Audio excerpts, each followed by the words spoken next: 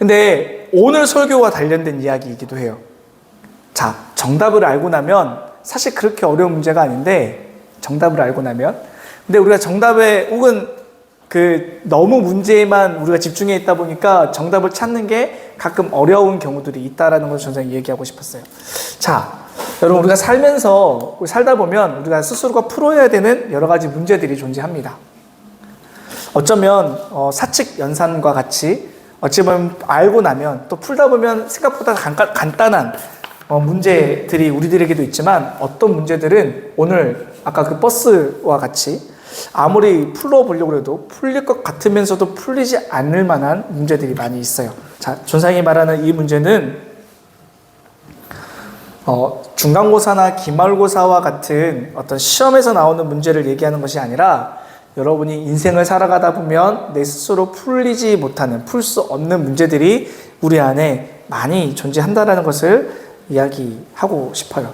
사실 중간고사나 기말고사, 이런 모의고사와 같은 시험들은 답이 정해져 있잖아요.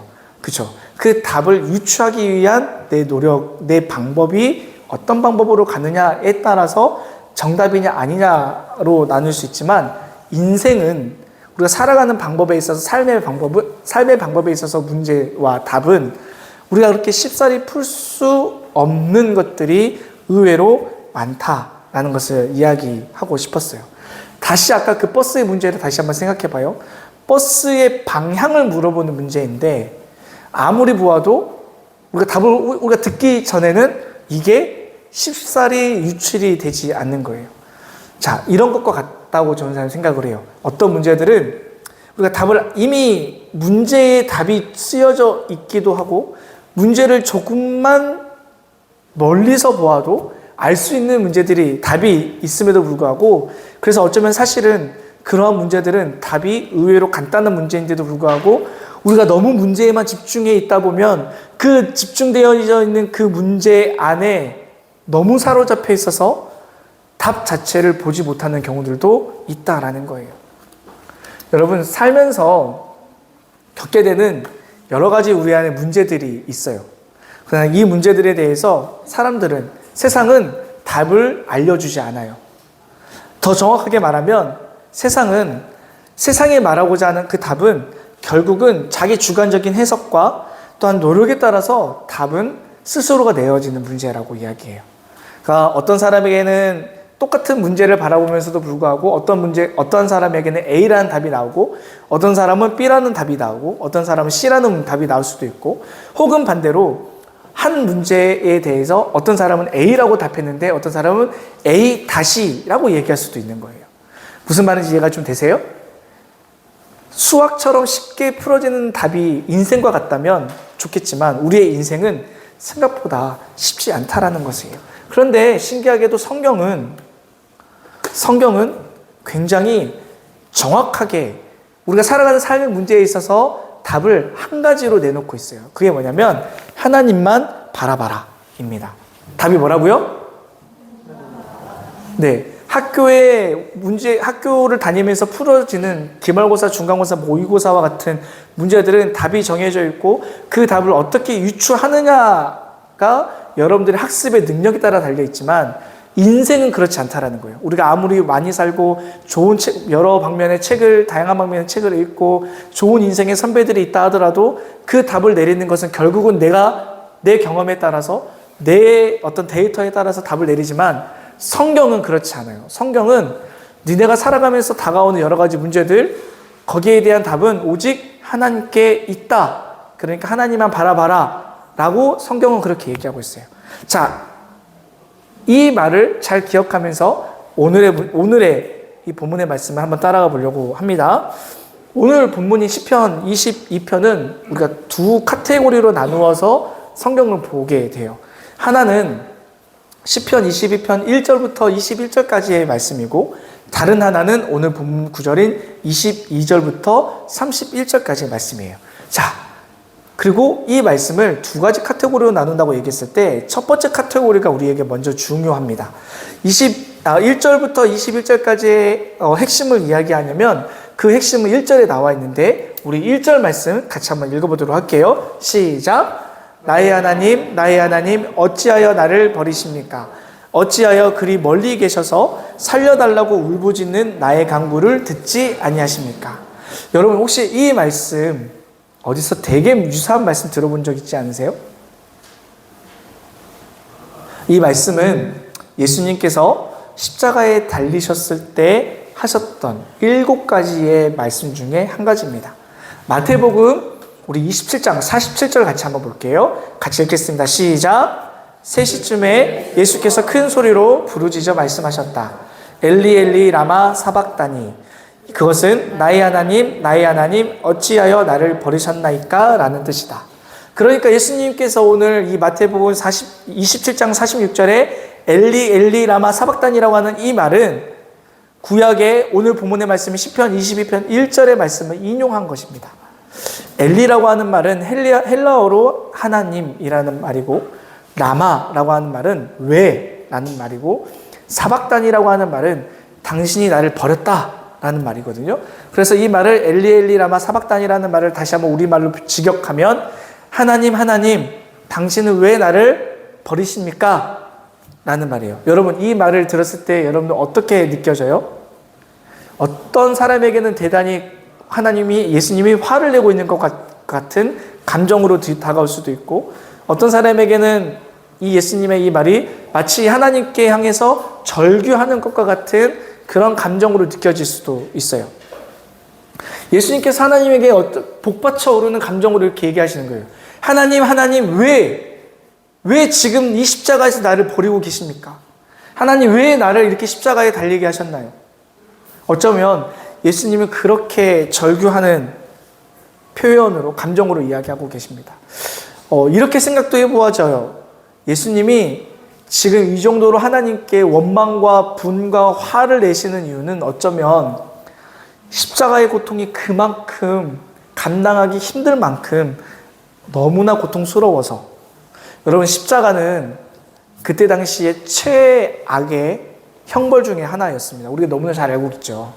살아있는 사람의 몸에 못에 팔과 팔꿈치와 그 다음에 우리 다리에 살아있는 사람의 몸에 못을 박는 거잖아요.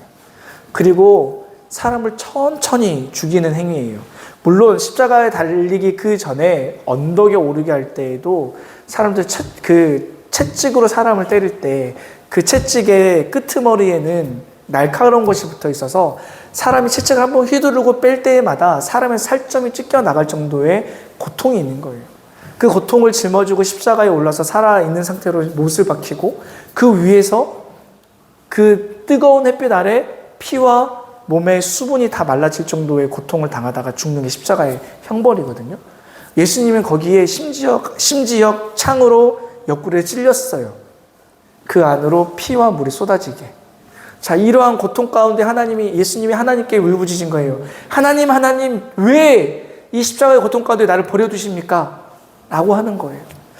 여러분 이 말씀만 놓고 보면, 우리의 생각으로 보면 예수님조차도 이 십자가라고 하는 이 고난 앞에서는 마치 하나님 앞에서 내가 버림받은 것과 같은 슬픔에 빠진 것과 같다라고 우리가 충분히 해석이 가능합니다.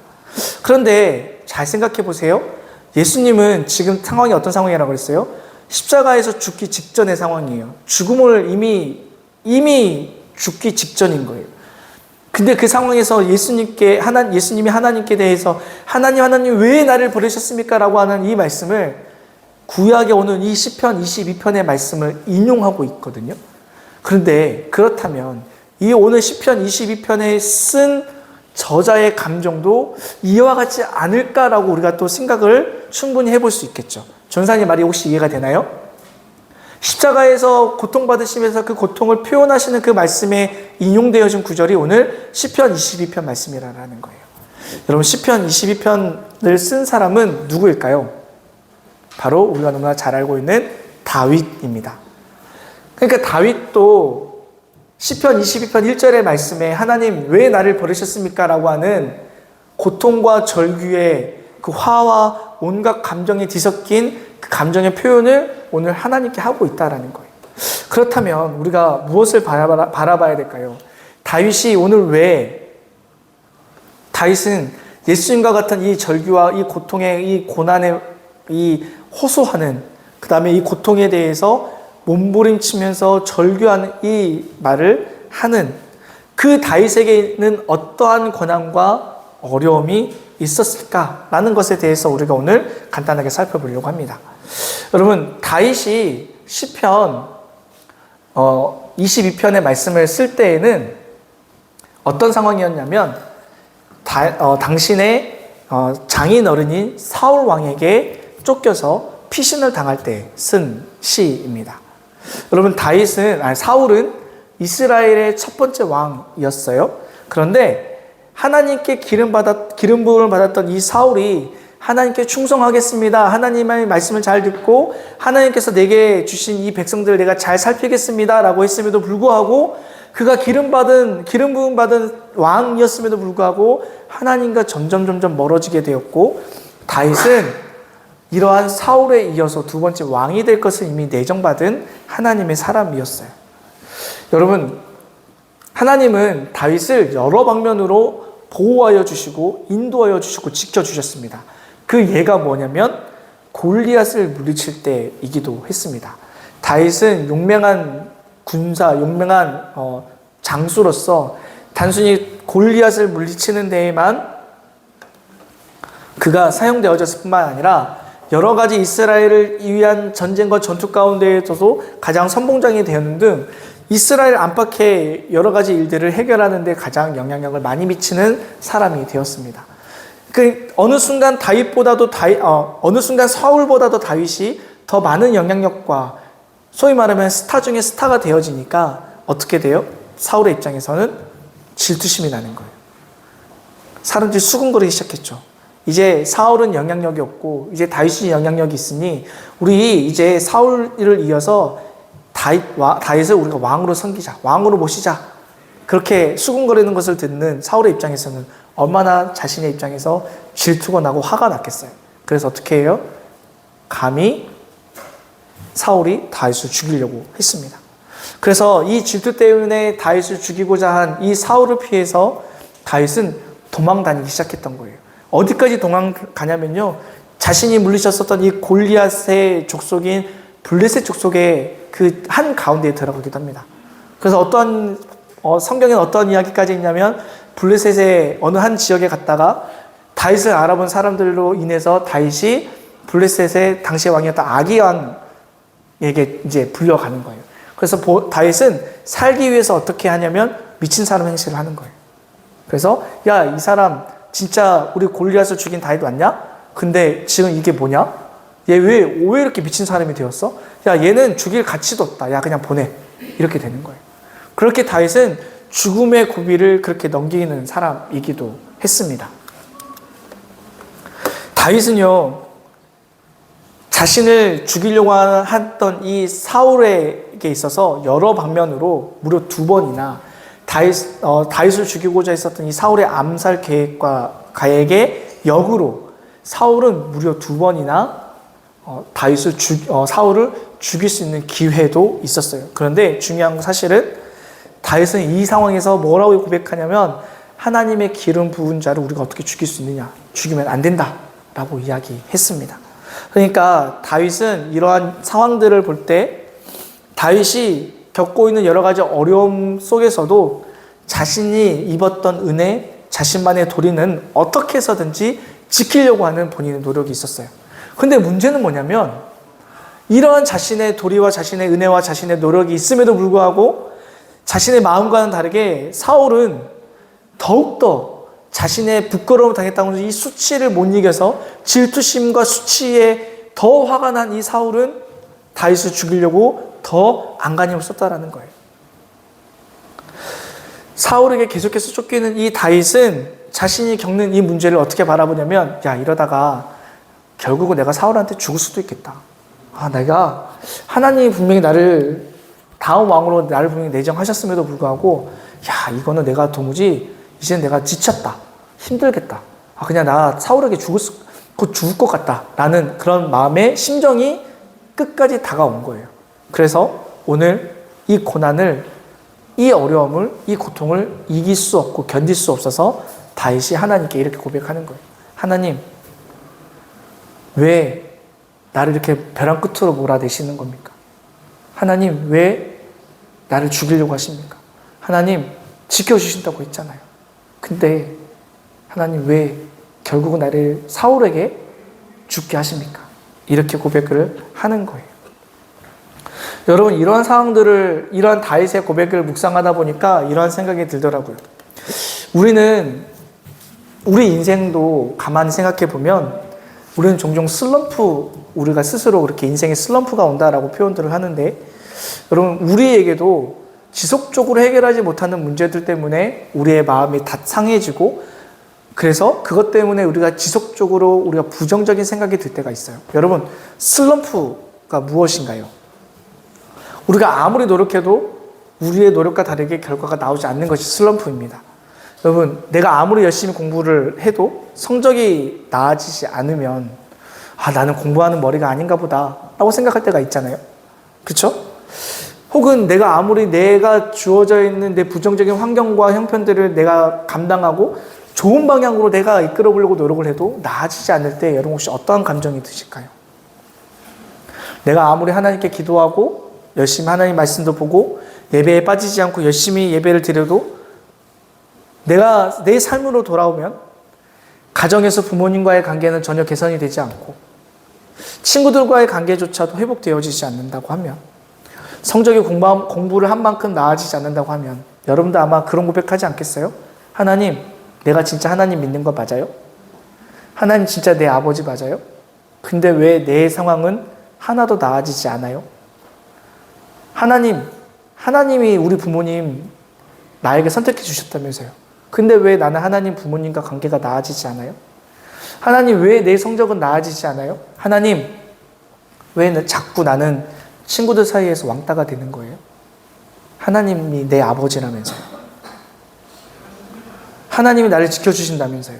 근데 왜 내 상황은 하나도 나아지지 않아요? 이렇게 이야기하게 됩니다.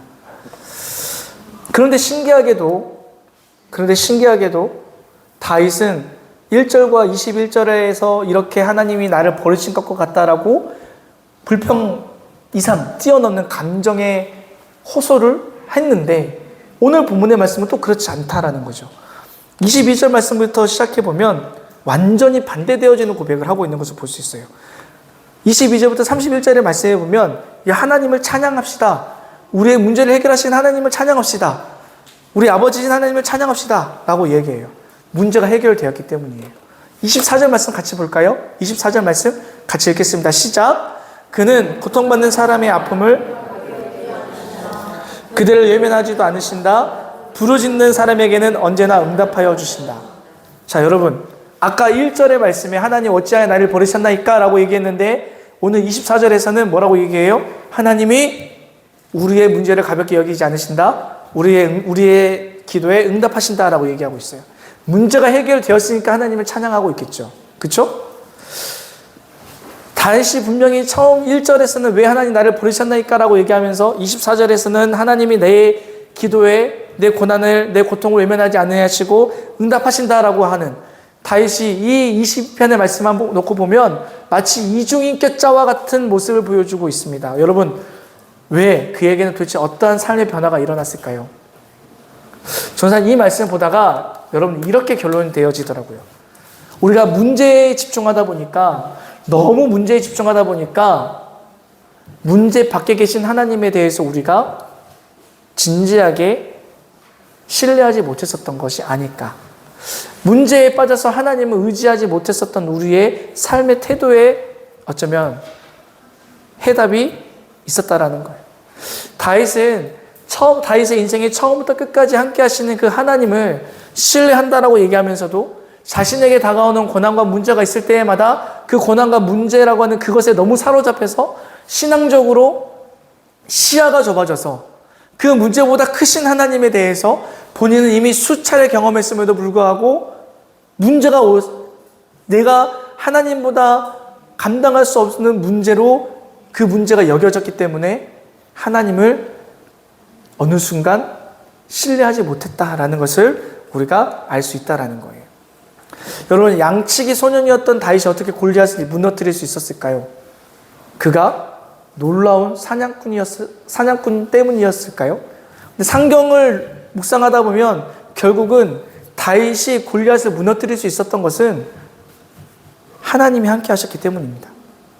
사울이 다윗을 그 질투심으로 인해서 죽이려고 했음에도 불구하고, 진짜 여러 번 공경에 빠졌음에도 불구하고 다윗이 위기를 모면할 수 있었던 것은 다윗이 잔꾀가 좋아서, 머리가 좋아서가 아니라 사실은 하나님이 사울로부터 지켜주셨기 때문입니다. 그런데도 문제는 뭐예요? 다윗은 이러한 경험들이 있음에도 불구하고 지금 뭘 하고 있어요? 하나님께 불평하고 있어요. 도대체 이 고난의 끝은 어디까지인가요? 결국 내가 죽어야 이 고난이 끝나는 건가요? 내 고통은 하나님 언제 책임져 주세요? 이미 하나님은 책임져 주고 계시는데 다윗은 이렇게 불평불만하고 있는 거예요. 여러분, 다시 한번 여러분에게 묻고 싶어요. 여러분은 삶의 문제들에 대해서 여러분 어떻게 대하고 계십니까? 여러분에게 지금 어떠한 고민들이 있으신가요? 제가 요즘 중학교 1학년 친구들과 고등학교 1학년 다가오는 예비 고1 친구들을 바라보면 되게 기도가 많이 돼요. 우리 성준이나 우리 도현이를 위해서 지금 좀 많이 기도가 돼요. 전사님 입시에 대해서 요즘 공부를 좀 하고 있다고 그랬잖아요. 중학교 때까지는 우리가 성적이라는 게 안 나와요. 여러분, 우리 선생님들 때에는, 전사님 때에는 이런 거죠. 중간고사, 기말고사 보면 반에 30명 중에 몇 등 이렇게 나왔는데 여러분 그거 안 나오잖아요. 그죠? 상중, 아니, 중학교, 미안해. 중학교 친구들까지는 성적이 얘가 지금 반에서 몇 등이다라는 걸 표시 안 해요. 그러니까 숫자로 표시 안 해준다고요. 그죠? 그죠? 그냥 상중하 혹은 몇 등급, A등급, B등급, C등급 이렇게 나온단 말이에요. 그래요. 전사 공부하고 있다니까? 근데 고등학교부터는 이게 달라.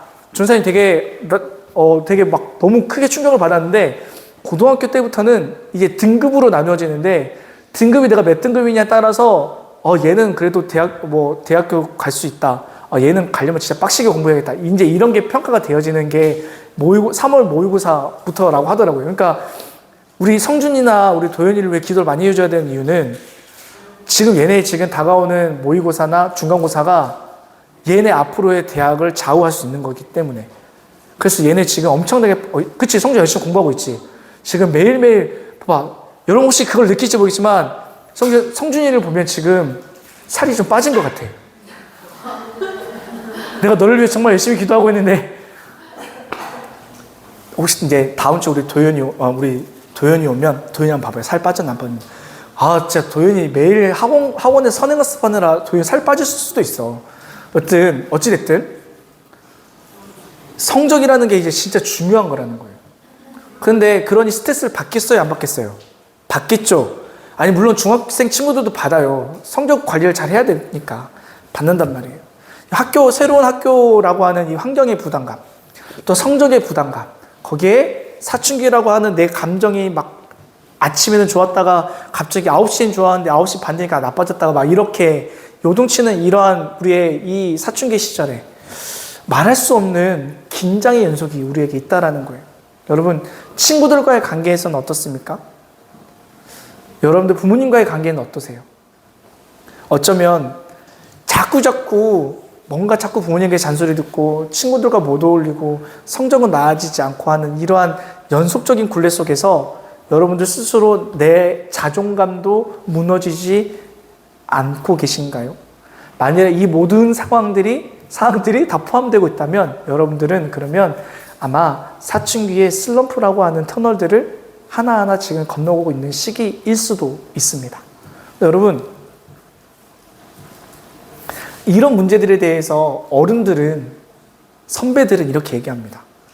야, 너도 이제 사춘기에 접어들었구나. 야, 이제 너도 이제 학교에 대해서 고민하는구나. 야, 나도 그랬어. 나도 그런 고민들이 있었어. 그래서 그런 고민들을 하고 있다라는 거는 되게 좋은 거야. 왜냐하면 네가 네 인생 어떻게 살려고 하는지 고민했다라는 증거거든. 그러니까 이제부터 스스로 방향성들을 잘 찾아봐. 여러분, 이렇게 말하면 되게 좋은 말 같죠? 그쵸? 충분히 공감할 수 있는 얘기잖아요.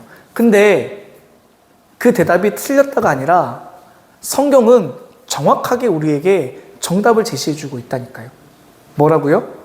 그런 고민이 있어? 하나님을 의지해. 와, 그런 어려움이 있어? 하나님을 바라봐. 야, 너에게 그러한 문제들이 있었어? 근데 하나님은 그 문제들보다 크신 하나님이란다. 하나님을 바라봐. 성경은 그렇게 얘기하고 있어요.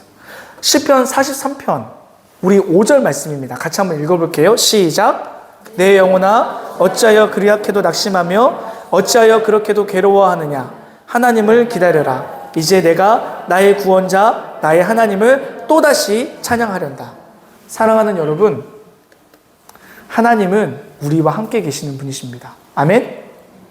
함께 하신다라는 것은요, 우리의 삶의 모든 걸음들, 모든 생각들에도 함께 계시고요, 우리에게 가장 좋은 곳으로 인도해 주시는 분이시다라는 거예요. 아멘? 우리가 그 하나님에 대해서 우리가 날마다 얼마만큼 신뢰하고 나아가느냐 잘 돌이켜 보십시오. 여러분, 다윗도요, 하나님이 함께 하신다는 것을 알면도 불구하고 자신에게 어려움이 다가올 때 때로는 불평과 불만으로 하나님께 나아갔어요. 근데 중요한 건 뭐예요? 그렇게 불평과 불만을 가지고 하나님께 나아가니까 그것 가지고도 나아갔는데 해답을 하나님이 주셨다라는 거예요. 사랑하는 여러분, 성적, 부모님, 친구, 혹은 내가 말할 수 없을 만큼 나에게 다가오는 여러 가지 자존감, 무너져는 자존감의 문제들에 대해서 해결하려고 하지 마세요. 어떻게 하라고요? 하나님께 바라보고 하나님을 의지하고 하나님께 답을 달라고 우리가 기도하면 우리의 상황과 형편들 가운데 일하시는 하나님의 응답이 여러분들에게 있을 것입니다. 아멘? 다윗도 그랬다라는 거예요. 다윗도 1절 22장 22편 1절부터 21절까지 보면 하나님이 신뢰하기 어려울 정도의 문제를 가지고도 하나님께 나아가니까 하나님이 답을 주셨다라는 거예요. 여러분, 그러한 믿음이 우리 안에 있어지길 원합니다. 그러한 믿음대로 나아가기를 원합니다. 그러한 믿음이 될 수 있을 때까지 같이 기도했으면 좋겠어요. 다윗처럼 내가 가지고 있는 감정들까지도 하나님께 내어보세요. 그 가운데 하나님 우리에게 정답을 주실 줄로 믿습니다. 사랑하는 여러분, 오늘 여러분은 우리가 가지고 있는 문제와 고난보다 크신 하나님을 신뢰하는 우리가 되어야 합니다. 우리가 겪는 모든 환경과 형편들보다 우리가 오늘 믿는 예수 그리스도가 우리의 문제보다 크신 하나님을 여러분 스스로 인정하고 시인하고 날마다 고백하는 우리가 되십시다. 아멘. 말씀을 정리할게요. 시편은 총 150편으로 나뉘어져 있는데 이것이 시간적인 순서대로 나열되어 있는 것은 아니고 그 시편이 150편의 찬양하는 시로 묶여져 있는데요. 되게 재밌는 사실 하나 알려드리자면 시편 22편에서 하나님 왜 나를 버리셨습니까? 라고 얘기했다가 근데 하나님이 나의 기도에 응답하신 하나님 내가 알고 내가 찬양합니다. 하나님 나와 함께 하시니 내가 믿습니다. 라고 찬양을 해요. 22편 우리가 오늘 봤던 22절 31절 그리고 난 다음에 23편에 뭐라고 고백하나요? 우리가 너무나 잘 알고 있는 시편 23편 우리 1절부터 3절까지 말씀 볼까요? 같이 고백할게요. 시작. 주님은 나의 목자시니 내게 부족함이 없어라. 나를 푸른 풀밭에 누이시며 쉴만한 물가로 인도하신다. 나에게 다시 새 힘을 주시고 당신의 이름을 위하여 바른 길로 인도하신다. 문제 해결을 받은 다윗이 오늘 하나님이 어떤 분이라고 고백하고 있어요? 나의 좋은 목자. 사랑하는 여러분, 자신에게 여러분 스스로에게 너무나 커 보이는 고난이라고 하는 이 터널을 지나고 보면 사실은 이 또한 하나님의 은혜이고 사실은 하나님이 나와 함께 하신다는 사실을 은혜로 경험되어질 거라고 저는 생각합니다. 오늘 그것이 다윗이 오늘 했었던 고백입니다. 그래서 하나님은 언제나 우리와 함께 하시기 때문에 우리가 영원토록 하나님을 찬양해야 하고 우리가 예배해야 하고 하나님을 신뢰해야 한다는 거예요. 그래서 여러분, 이 아름다운 다윗의 고백이 여러분들의 고백이 되었으면 좋겠습니다. 여러분, 다시 한번 돌아보십시다. 여러분이 지금 고민하고 있는 여러 가지의 고민들이 누군가는 경험해 보았기 때문에 쉬운 문제가 될 수도 있고 누군가는 답을 제시해 줄 수도 있어요. 그리고 어쩌면 그 답에 대해서 우리는 그 답의 찾아가고 있는 한 순간일 수도 있어요. 근데 그게 무엇이든지, 그게 크든지 작든지, 심지어 정말 수학 문제이건 영어 문제이건 하나님께서 지혜 주시라고, 하나님께서 답을 주시라고, 하나님께서 나와 함께 하심을 내가 오늘도 놀랍도록 경험하는 나의 삶이 되게 해달라고, 그렇게 고백하는 우리가 되었으면 좋겠습니다. 하나님을 날마다 의지하며 사십시다. 그러면 우리의 고민, 문제, 고난, 그것보다 하나님은 더 좋은 것으로 우리를 살려주시고 은혜 내려주실 것입니다. 아멘. 사순절 둘째 주일입니다. 십자가의 사랑으로 우리를 용서하실 뿐만 아니라 우리의 가장 좋은 것으로 항상 함께 하시겠다라고 말씀하시는 이 임마누엘의 하나님께, 이 임마누엘의 예수님께 우리가 계속해서 찬양과 기도로 우리의 삶을 내어드리는 우리가 다 되었으면